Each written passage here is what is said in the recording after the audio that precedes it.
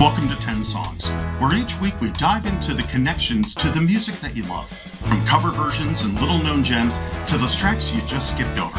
We'll show you the common thread across the music you love today and help you find a new favorite with just 10 songs. Hey everyone, welcome back to 10 Songs. I'm Peter Rising. With me, as always, is Stephen Rose. The band is back together after 2 solo shows recently. We are back together and raring to go. Stephen, it's great to be back and to see you. How's things been? Things have been good, busy, lots going on in our other world. I was on one of your shows a few weeks ago, which was awesome. Thanks again for inviting me and getting ready for Ignite. And I'm getting ready to go to Chicago for EduCon, and I'm doing some sessions at Teams 10X.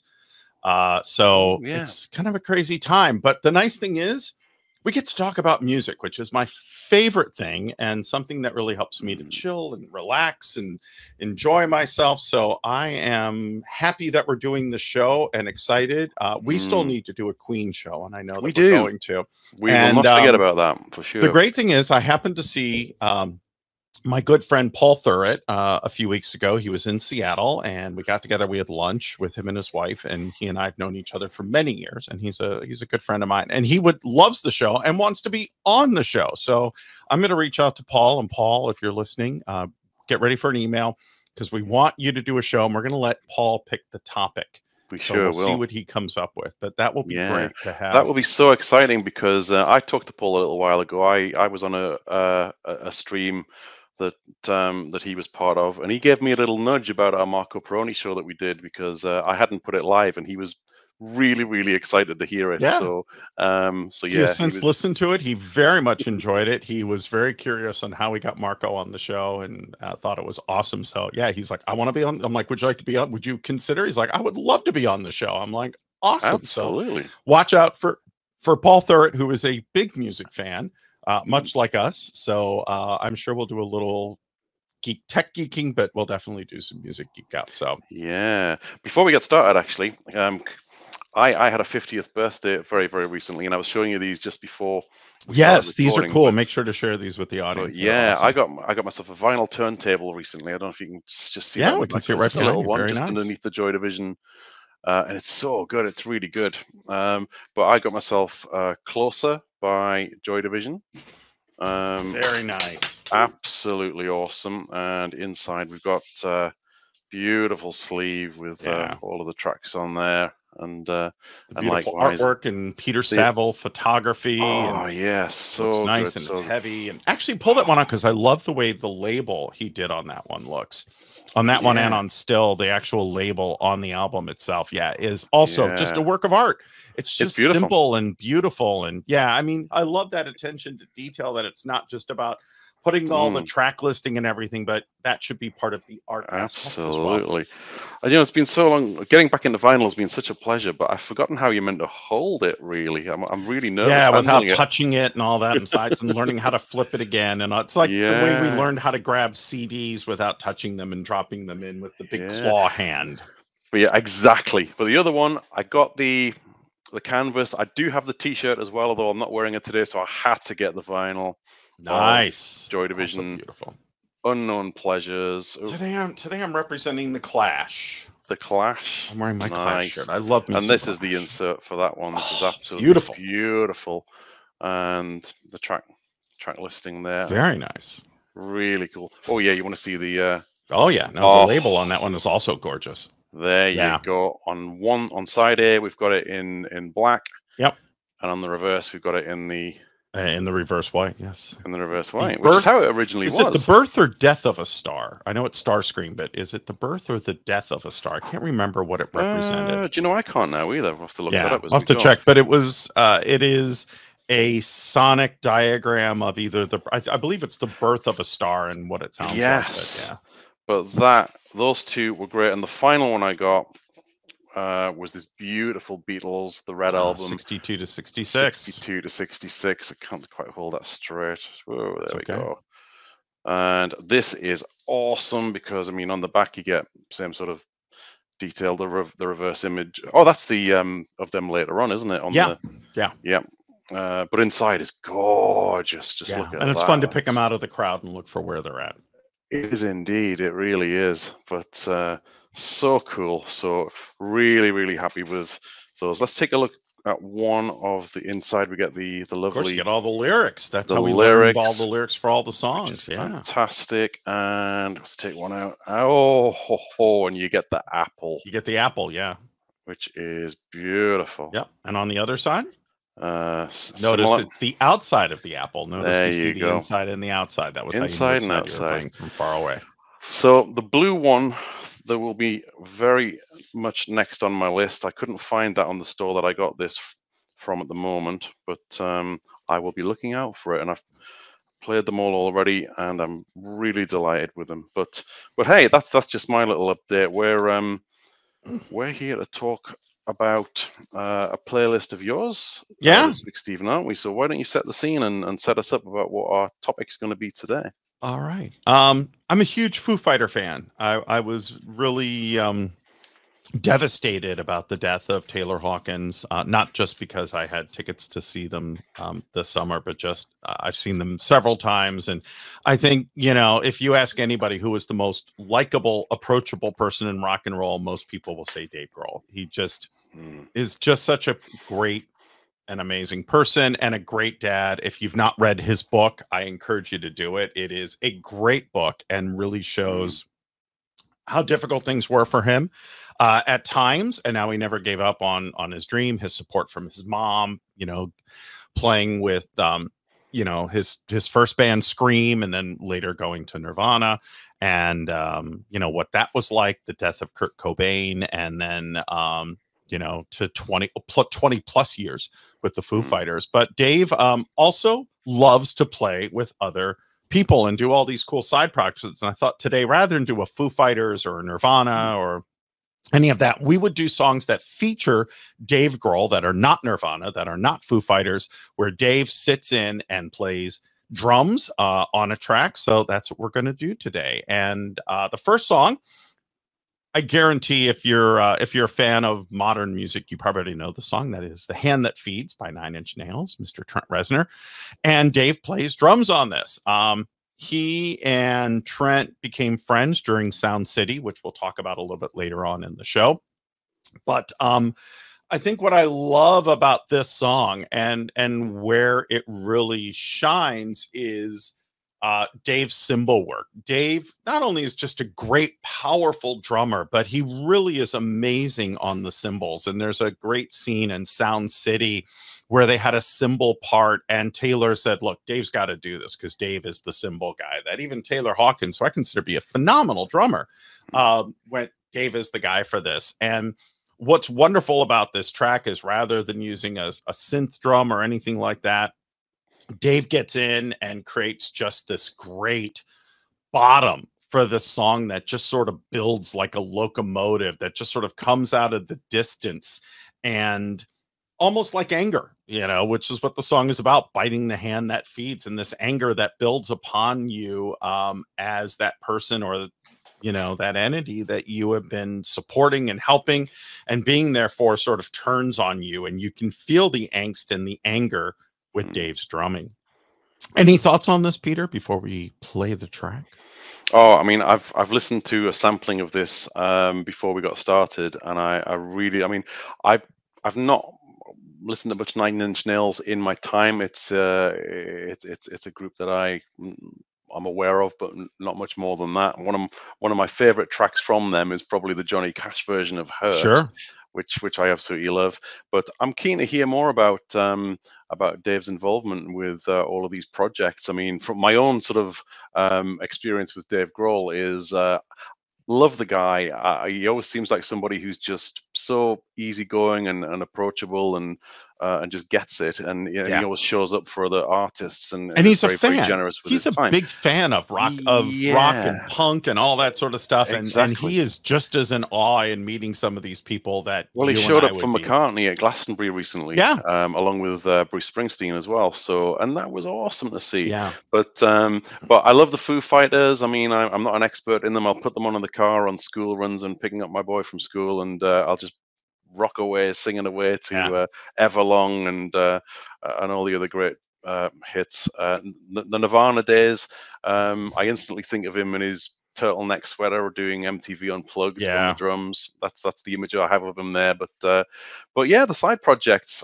eager to learn more, and loving the look of the playlist and already that you shared, and then we'll be putting that on in the car very soon, I'm sure. So let's get going. Let's hear your track number 1. So track number 1, in no particular order, Hand That Feeds, 9 Inch Nails.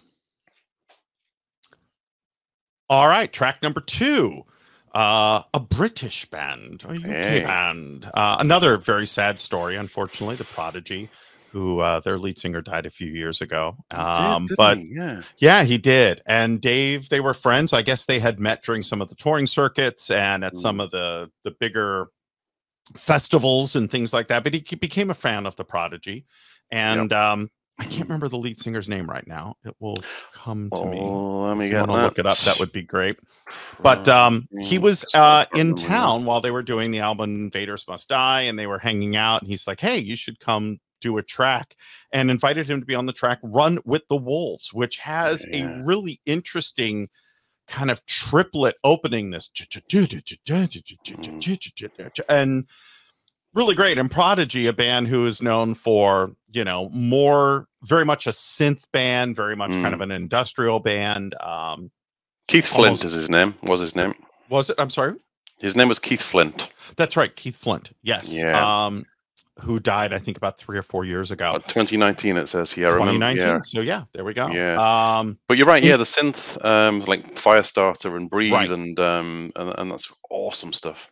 Yeah, where it was more samples, and for this, brought in Dave to do the live drums, and it just has this great sort of driving feel. And you definitely notice when the drums aren't there, and where drums just tend to, in a lot of tracks, especially by the Prodigy, Firestarter, etc., it just sort of goes into the background and you don't really notice. And on this, it's very much up front, and it creates sort of a shape and a form for this track that then it plays within. And I love this track has got a lot of texture, and I think that's why I really like it. And a lot of that is the great interplay between the two artists. So let's listen to Run with Wolves by Prodigy.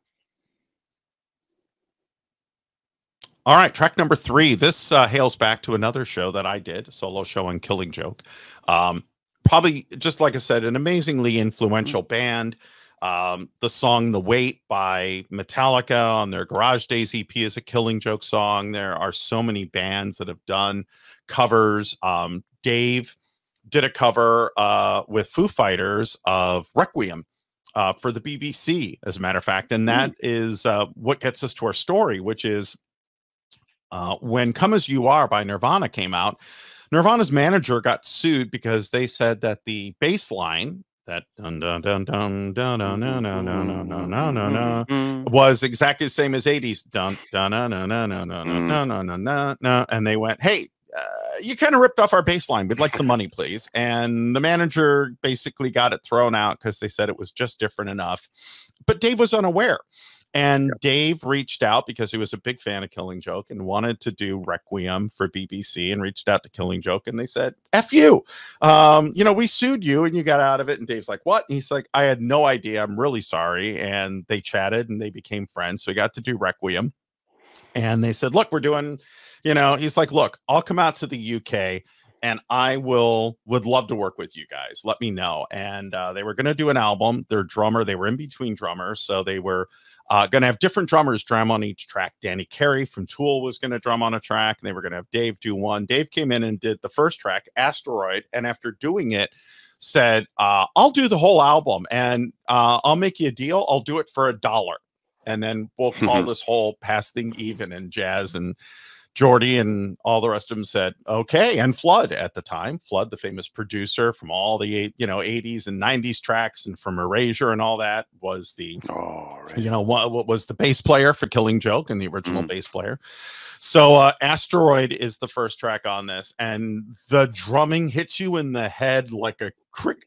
Right from the get-go, yeah. Yeah. I've just played this one again as you've built it up there, and right from the get-go, it grabs you, doesn't it? And the thing is, you have Jazz Coleman's voice, his Asteroid, and Dave has to top that. But what I love about this is Dave doesn't drum like he would normally drum on this track. He knows that Killing Joke at its heart is this sort of Burundi drum beat. That was what really made them famous, along with Adam and the Ants we've talked about, and Bow Wow at home, kind of drum beat.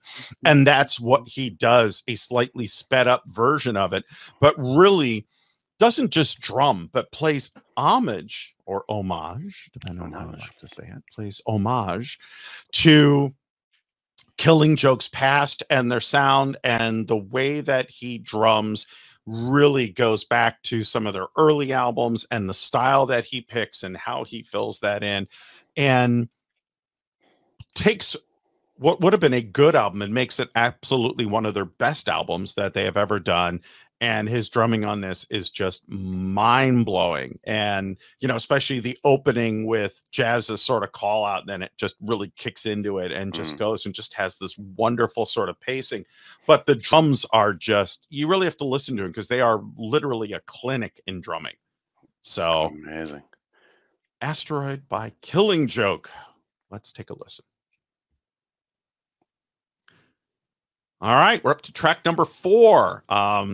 In between Nirvana and slightly after Foo Fighters started, Dave wanted to do a little solo project and did something called Probot, which you can find finally on Spotify a few years ago. I was very happy and invited a bunch of his friends to do songs with him. And there's some great artists on this, but the standout track is the fact that he got Lemmy Kilmister from Motorhead to be on it. And I am a huge Motorhead fan. Likewise, I love Lemmy. When I was in LA, I went to the Rainbow and went to Lemmy's lounge and would not sit in Lemmy's chair, but sat right next to his chair and was there. Any thoughts, being a fellow Brit like Lemmy was? Lemmy and Motorhead? What an absolute legend, Lemmy. And I wasn't aware of this track, but having just played it as you've been building it up again there in the background, it's unmistakably Lemmy. I mean, his voice was just unique, and it's very, very like a Motorhead track, actually. It really is. Dave really wrote with him a Motorhead type song, which is great. There's an awesome bass solo where you get to hear Lemmy's Rickenbacker just really sing out. There's a great version of this that they actually do live that you can find on YouTube, where he invites Lemmy up and they do it. But what was interesting was Dave had been walking around playing guitar with Queens of the Stone Age, who we'll talk about in a few minutes, and some other stuff with an SG sticker on his guitar for Suicide Girls. Somebody had given it to him, and it's a site filled with sort of gothy, emo women in various states of dress. It was very big at the time. And they reached out to him like, hey, thanks for doing this, and it's really helped, and that's awesome. And he invited a bunch of the Suicide Girls to be in the video because Lemmy loves himself a goth emo girl.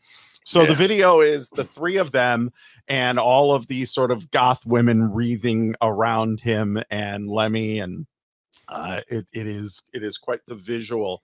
But the song itself is just a great song, and it is very much Dave, if he could write a Motorhead song, wrote it with that machine gun opening drum and just that wonderful bottom, and unmistakably Lemmy's voice on that. Dave gets to sit back behind the drums and just smiles like a kid at Christmas as he gets to see his idol Lemmy up in front of him, singing and doing this track. So it is one of my all-time favorite Lemmy tracks. It is, and I think you pointed out really well, it's Dave Grohl wrote a Motorhead track. I can't think of a better way to talk about it. So I had not really thought about it that way. So I appreciate your perspective on that.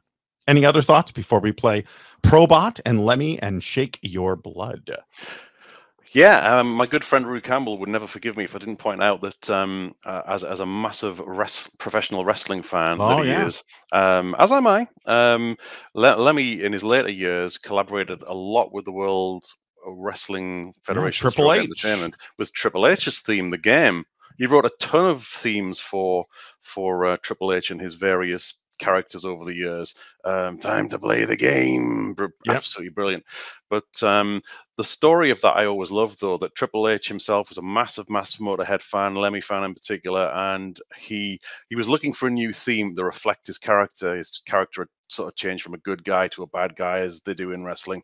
Right. And he wanted something that sounded like Motorhead, and he went to the WWE composer, a guy called Jim Johnson, really talented guy, who can you make my theme sound like Motorhead? Yeah, we'll try. We tried a few things, and we sort of got it nearly there, and it was it's good, but it's not right. Nothing sounds like Motorhead. Nothing sounds like Motorhead. So Jim Johnson came up with the idea, well, why don't we just ask Motorhead to do it? And he's like, well, would that even be a possibility? Could we do that?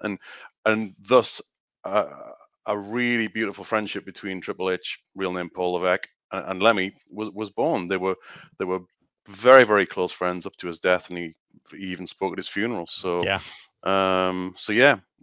More to Lemmy than you think. No, Lemmy's funeral, and just to put this too, and we definitely need to do a Motorhead show, and we need to get Viv on, but Dave spoke at Lemmy's funeral, and it is, if you need a good cry, I encourage you to check it out. It is so moving. And the story that Dave tells two stories. The first one I love is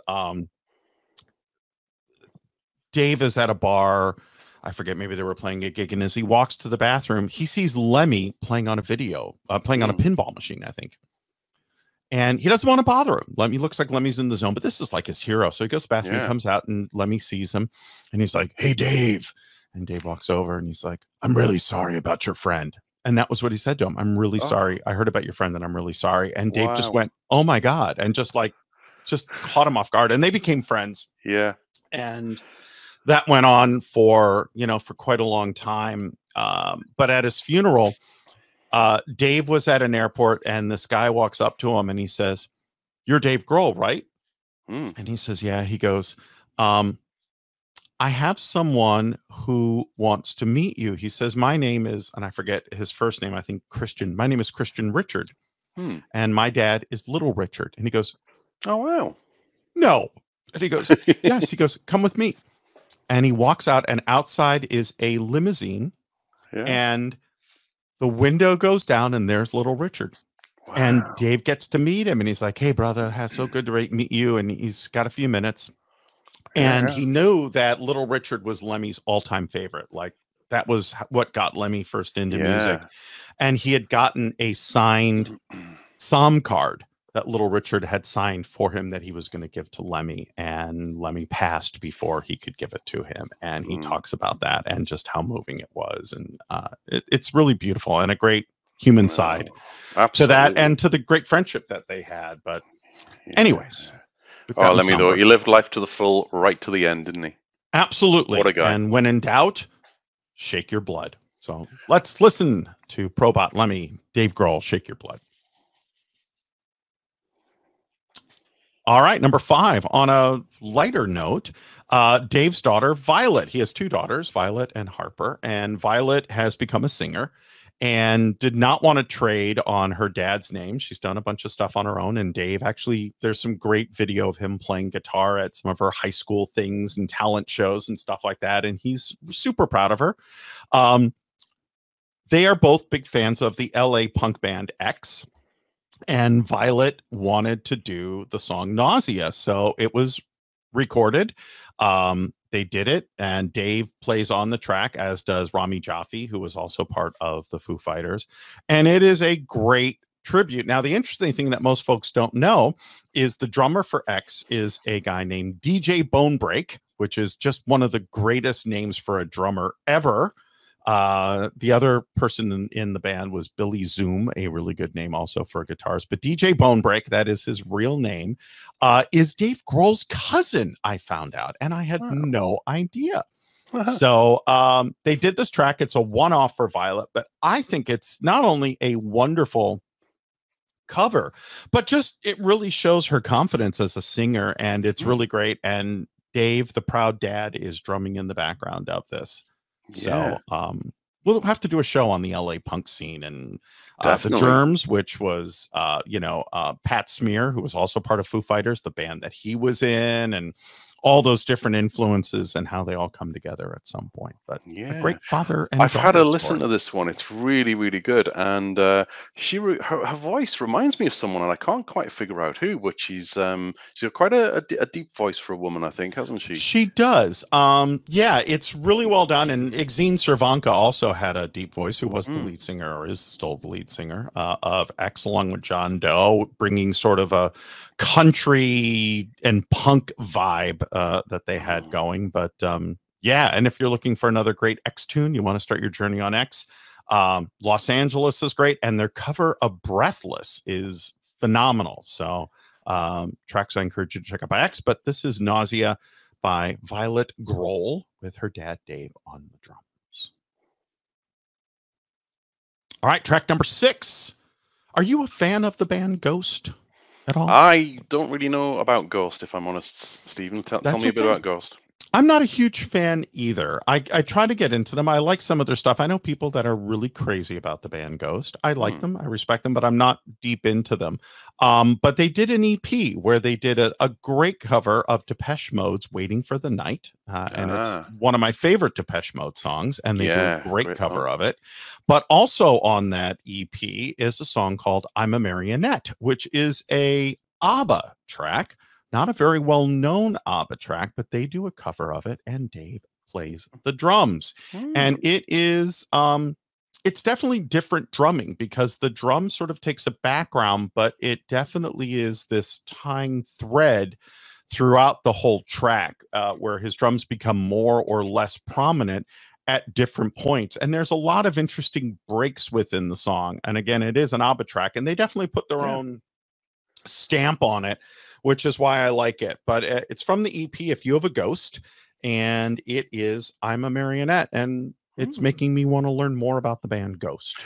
Yeah, definitely. I mean, I've had a listen again, and I can tell right away that this is an ABBA track, because I'm a huge ABBA fan. I would happily do an ABBA show, actually. That's one for down the road. I would love to do an ABBA show. I got a chance to go to Stockholm a few years ago. Nice. And I went to the ABBA Museum. Oh, wonderful. I got to sit in the helicopter that is on the Arrival album.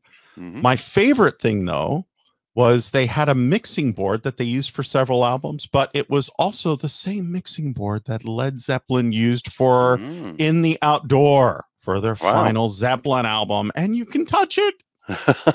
Awesome. The other cool thing they have is they do a hologram thing, and you can go up on stage and be recorded singing a song with ABBA, and they're around you and play with you. And it's a really cool thing. So if you find yourself out there, there is an amazing museum that has a fully recovered Viking ship, which is kind of awesome in itself. But the ABBA Museum, it is the height of kitsch, and it is awesome. And they do a really great job of going through the whole history.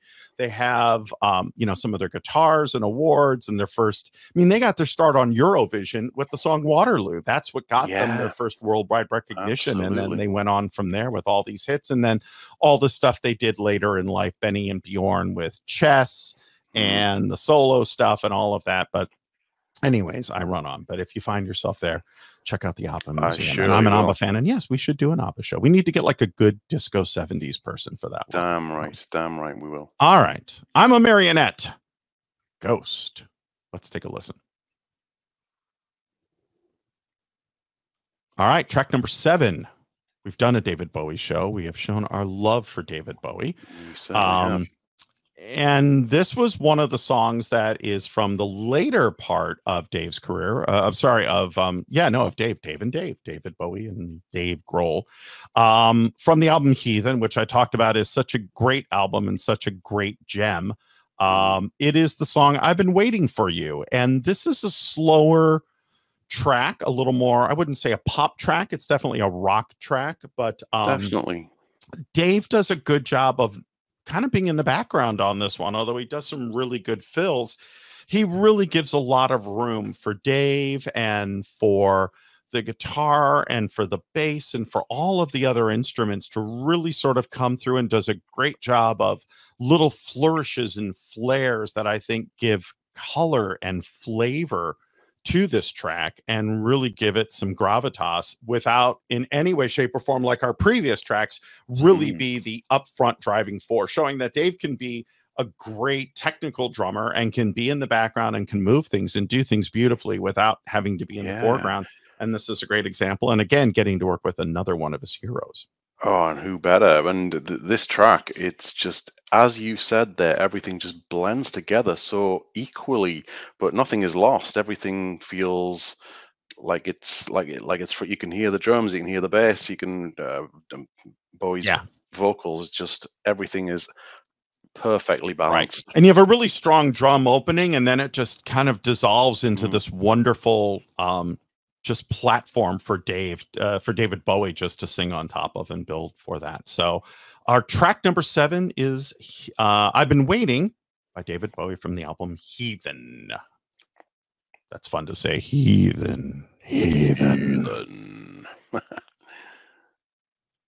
All right. Track number 8, Queens of the Stone Age, Josh Homme. I'm a big fan of Queens of the Stone Age.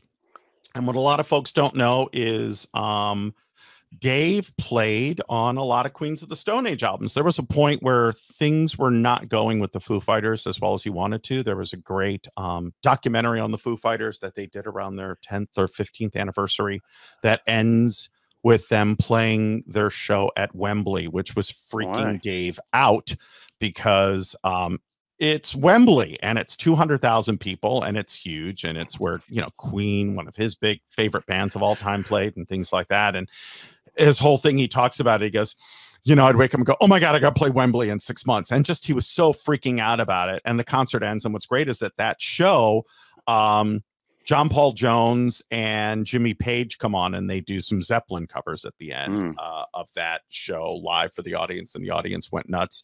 But Dave's old drummer from Scream was playing with him and it wasn't working out, and he left, and the Foo Fighters sort of, I don't want to say broke up, but they sort of disbanded for a while. Dave sort of went, I got to go figure things out, and didn't really say anything to the band. It just sort of disappeared for a while, much to the dismay of the band. But he went off and he worked on the Rated R and the Songs for the Dead album, including what ended up going on to be a relatively big hit for them. He did you know, Go With the Flow, which was a big one. No One Knows, which ended up being a huge track for them. He's also in the video. And he really liked working with Josh, and he for a while was thinking about just becoming the drummer for Queens of the Stone Age. And then it was also about that time that he was asked to drum with Tom Petty, and did on Saturday Night Live because their drummer couldn't make a gig. And he was asked to become their drummer. And it was at that point he decided he really wanted to make the Foo Fighters work, and went back and got it. And then they got, Hawkins, and sort of went from there and went on to great success in 20 years together. But there was a lot of Queens of the Stone Age songs I could have picked, but I picked My God Is the Sun, because not everybody knows it. It was a hit for Queens of the Stone Age, but it's not a song that everybody knows. But what I love about it is Dave's drumming is a driving force in this song, but it is the bass that really is the lead. It's this great and Dave's drum is just underneath. He is mechanical on the nose where he needs to sound with this one. But what's great is he creates just a wonderful bottom along with the bass for Josh's voice, which is kind of high. I don't want to say it's frail. He doesn't have a frail voice, but he has a very high voice and a light voice that sort of flows through. And Josh's voice, you know, My God Is the Sun, kind of does this whole sort of up and down thing with this bottom under it. And then these guitars that sort of just kind of take up the middle. So it has a lot of texture. It's a very, it's a great track. It's got a lot of power, but the power is restrained and subtle and low. And that's one of the things I love about Queens of the Stone Age, is they've done some really great tracks, from straight ahead, just true rock and roll, to things that are a little more subtle and more textured and more intuitive, like this track, My God Is the Sun. So any thoughts on Queens of the Stone Age? Not a band that I've massively taken notice of, but feel like now that I should have. But listening to this particular track what I am immediately struck by is from the get-go, it sounds very much like a Foo Fighters song, the way It kind of does. Yeah, no, Yeah. it definitely is. And they were good friends. And I think Dave learned a lot about writing Foo Fighter songs from Josh, and Josh became a better frontman for, Eagles of Death Metal. And then they did a whole project together with John Paul Jones from Led Zeppelin called Them Crooked Vultures. That is kind of cool. So it's all very incestuous, as we find out as this all comes around. So let's take a listen to My God is the Sun from the album Like Clockwork, Queens of the Stone Age. Number 9, one more track plus a bonus. Bad Boyfriend by Garbage. Are you a Garbage fan? Now, Garbage, I might not be thinking of the same. Are Garbage from your side of the pond, Stephen? Or no, they are. Well, they are and they aren't. Shirley is Scottish, very Scottish. The rest of the band is American. So they had the songs Special and Milk and The World Is Not Enough, and they did that great track for Romeo and Juliet. Stupid Girl they had as well, didn't they? Stupid Girl was another one of their tracks. They did, I think, I'm Paranoid. Yeah. Special. For some reason, I didn't think it was that Garbage, but they are indeed. There you go. Yeah. Number one, Crush from the Romeo and Juliet soundtrack, which the first time I heard it, I thought was a Depeche Mode song with a female singer.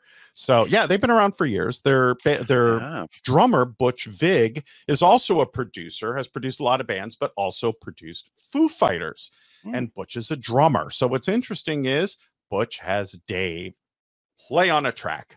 So it was an interesting turnaround where we've been listening to Butch drum, which is probably why he and Dave became so close and why that worked out is drummer and drummer. But he plays on the track Bad Boyfriend. Bleed Like Me.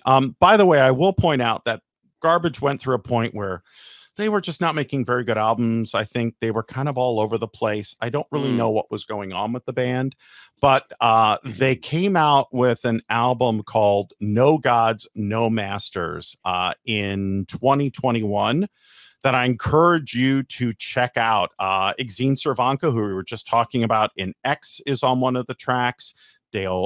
Brody Dale is on it. It is a phenomenal album. They did a really good job of sort of coming back and really making a good album, because the Strange Little Birds album was okay. It wasn't really that good. They did an EP before that was kind of okay. And honestly, the last good album they did was back, I think, The Absolute Garbage, which was their, a kind of a best of that they did. But they, the Beautiful Garbage album, which came out in 2001, with Androgyny and Cherry Lips and Breaking Up the Girl. That was like their last good album. So it was really great to sort of see them come back and take a focus and do a really great album. I had no idea they were back. Yeah, in these times, so that is great. Having listened to this track, and it sounds very, very similar to some of the stuff they had out in the sort of mid to late 90s. A very similar sort of theme, and sounds a little bit. It reminded me a little bit of the Fleetwood Mac track. You can go your own way. It does. It kind of has that feel. Yeah, and this is 2000. This is 2005. So yeah, it is. It is a great track. The big song off this one was Why Do You Love Me? And Run Baby Run. Bad Boyfriend is the opening track, which I love. And I think Butch stepped back and said, this is the opening track. We've really, we're excited about this album. We want to do something different. And Dave came in and did the drums, and I think really accomplishes it. So let's listen to Bad Boyfriend by Garbage. Let's do it. Track number 10. It's all about the Benjamins. Diddy, Puff Daddy. P. Diddy. P. Diddy. Yes. Sean Puffy Coombs. Sean Puffy Coombs. So it's all about the Benjamins. You have, again, not a sampled track, but Dave playing live drums. You have Perry Farrell on this track, who is singing the It's All About the Benjamins line. You also have Lil' Kim and the Lox on this. And this one, they decided to do a rock remix of this song, and they invited Dave to play on it. And it is amazing. It is absolutely great how he brings this to life. This is 1997. And it's funny because if you go out to Spotify and you take a look, the rock remix doesn't do as well as the original, but for someone like me, this version it adds a bottom and a depth and things like that to it that I just absolutely love and think is a great job. And I appreciate P. Diddy Daddy, Puff Daddy stretching out and trying to do something that was new and do something that was different and cross these bridges. And I think that's one of those things that has made him successful over the years, is him bridging those gaps and working with artists that are outside of his comfort zone and I agree coming up completely. with great things. I can think of another couple of examples that he did in the, again, mid-2000s. He worked with Christina Aguilera and Nicole Scherzinger on some tracks which were really, really good. Massive respect for P. Diddy. Really, really love pretty much everything he's done. Yeah, no, he's a very talented artist. And even if you're not a fan of his work, I am a big fan of his, much like Jay-Z and some of the others, of his business ethic, of how he's constantly trying to innovate, do something different. He, much like Bowie, reimagines himself as different sort of versions and characters, and through that persona is able to do new things and pursue different music types that he wasn't able to do. And Bowie did that well, and I think he's one of those artists who's also done it well, and I think will be around for a long time, because a lot of his music is not only reflective of now, but I think he also tries to kind of look ahead, and sometimes some of the pieces that he does don't become big until later, and I think that's awesome. I love it. Agreed. Very clever guy. Well, let's take a listen to this one. Let's take a listen. So our final track, I've added a number 11 bonus, because that's what we do, because 10 songs were really 11, but it's just what we do. So I picked the song Mantra, and this is one of my, if I had to pick 10 songs, this constantly, that I had to play over and over again, this is one of those songs that continually pops up in that list. This is from a documentary called Sound City. Sound City was a very famous recording studio in LA. It is where Nirvana recorded Nevermind. It is where Fleetwood Mac recorded Rumors. So Tom Petty and the Heartbreakers, Damn the Torpedoes. The list of albums that have come out of this studio is, mind-blowing. And the studio was about to be torn down, and Dave bought the mixing board from that studio to put into his home studio. And it is a great documentary because it goes through the history of this studio and what happened when digital music came out, and the need for the old acoustic studio was dying, and two friends. And it's a great piece. But what I love about this is, in addition to the documentary, right before they tear down Sound City, Dave gets a bunch of folks to come in and do songs that are written there for this film. So he gets Stevie Nicks does a song, You Can't Fix This. He gets Rick Springfield, who did his big, first hit album, The Working Class Dog. He gets Leaving from Fear to do a track. Corey Taylor from Slipknot with Rick Nielsen from Cheap Trick to do a track.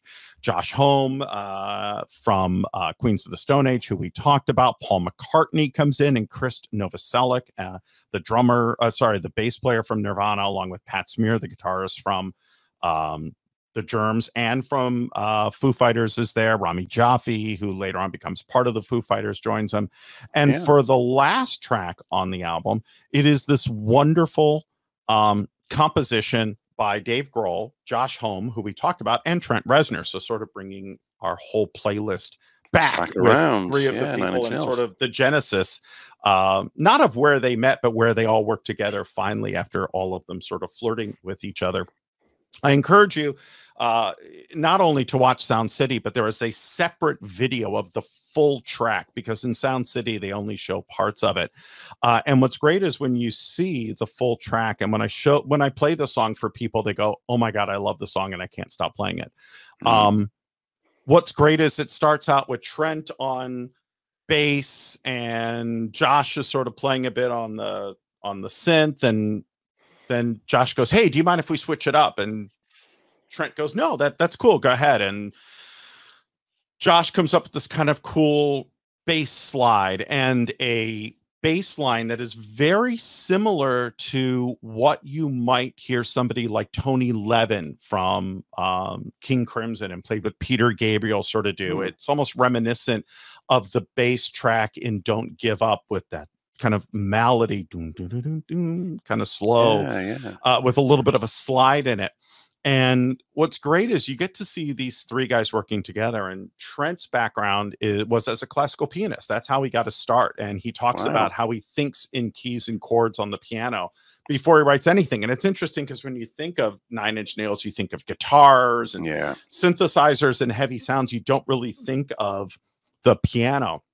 And the piano takes a beautiful part of this. And Dave's drumming is very simple. It is not anything amazing. It absolutely fits what they need, and it's simple and steady. But Dave's vocals on this are beautiful in a way, singing a song that would never work as a Foo Fighters song. And you have this wonderful bass groove, funky almost groove at times by Josh Homme, and Trent playing this amazing synth and piano that almost sounds like a sun rising at one point. And it is a fragile song, is one of the best words for it. It's a very fragile song. If you were to change one thing in this, the song, the structure would break. Think of it almost like glass or candy, you know, when they take spun sugar and they turn it into glass. It's almost like that. It is a beautiful song as it is being born and formed, but fragile. And it is one of those songs that I think, you know, I'm sure when Bernard Summers and, you know, folks like that heard the song, that they were jealous, going, oh my God, this is such a great song. And it shows respect for Joy Division and so many other bands and early Nine Inch Nails work and all of that. But I love this song, and it's 7 minutes and 43 seconds, and it doesn't sound like it. And as I said earlier, this song could go on for 20 minutes and I'd be great with it. So, the song Mantra is my final song and one of my all-time favorite songs. And I encourage you to listen to it. I encourage you to go out to YouTube, type in Mantra, find the full video, and watch Sound City. You can rent it. I think you can find it for free in some places. Peter, I own it. I actually bought it, so I will share it with you. I have it in a folder. I can drop it into a folder and have you watch it. And it is a great music documentary, and it's awesome. Plus, it's also the first time that Paul McCartney and Dave work together, and you get to see Dave Grohl just act like a little kid, and now they become great friends. As a matter of fact, Dave, when Paul McCartney came out to meet Barack Obama, Michelle Obama, and all of that, and they were doing a concert that night, and Dave was asked to play Band on the Run. And he's like, do you know how hard it is to play a song in front of one of your idols that they wrote and that they did? And he goes, definitely. And the president of the United States, Barack Obama, no pressure so at all. Yeah, no pressure in making this one perfect. And he's playing it with Paul's backup band, who is a phenomenal band, who I was lucky enough to go see a few months ago. So so Mantra. So let's listen to Mantra, and then we'll close it up. We'll get some closing thoughts, and we're excited to be back together. Yeah, Paul Thurrott, we're going to be calling you, and let's get Viv on a show, because I am dying to do a show on metal. I want to do a Judas Priest, Iron Maiden, Black Sabbath. I want to do some metal. I need to do some metal. So let's get Viv on a show, and let's do it. We need more guests on for sure, without a doubt. So we'll talk about that offline. But let's listen to Mantra, and let's come back with our closing thoughts, and then we'll close out this episode of 10 songs. And that's Mantra. So loved it. As beautiful, you say, the song really evolves as it plays through, doesn't it? It starts off as it begins. I almost got Radiohead vibes from it at the beginning. It's a little Radioheady, although Radiohead certainly modeled themselves after Nine Inch Nails. It's got a bit of a Gary Newman feel, but also, you know, Gary Newman is someone who Trent Reznor looks up to. Matter of fact, one of the best versions of Gary Newman's metal is done by Nine Inch Nails. I think it's one of the best covers out there of metal. Definitely. Mantra, beautiful song. And Dave Grohl, like I said, truly one of the nicest guys in music. I've had the pleasure of being able to see him play live, and he is a force to be reckoned with. I think everybody knows the story about how he fell off the stage, broke his foot, and an hour later came back, finished the concert in a ton of pain, and then built a throne of Game of Thrones style guitar throne that he played from for many months until his foot healed, and then actually gave that throne to Axl Rose after Axl broke his leg and had to do shows. So that's the kind of guy Dave Grohl is, and he is my number one pick for living person who I would love to have a beer with. Dave Grohl, top of my list, and somebody I'm hoping I hope you get the chance to interview. I want to interview him. I want to get him on the show and talk about old Chicago punk rock, talk about Naked Ray Gun and Peg Boy and Big Black and all of the, because he became, and if you watch his documentary, the Foo Fighters documentary, he talks about, going to visit his cousin who lives in Chicago, going to Cubby Bear, which I used to go to all the time for his first punk rock show, and just being blown away. Sound City, he talks about that too, and the punk albums that he heard, and that's what made him go, oh my God, I want to do this for the rest of my life. And he was like this little yuppie kid. And from there spawned his love of it. And what's great is when he came to Chicago with the Foo Fighters back years ago, he actually had Naked Ray Gun, that amazing punk band, open up, and Cheap Trick. Naked Ray Gun, Cheap Trick, Foo Fighters at Wrigley Field. And I'm like, oh my God, talk about a love letter to Chicago. So, well, this has been an absolute blast, my friend. I know you got to go, and I got to go too. Your day's getting late. My day is getting on.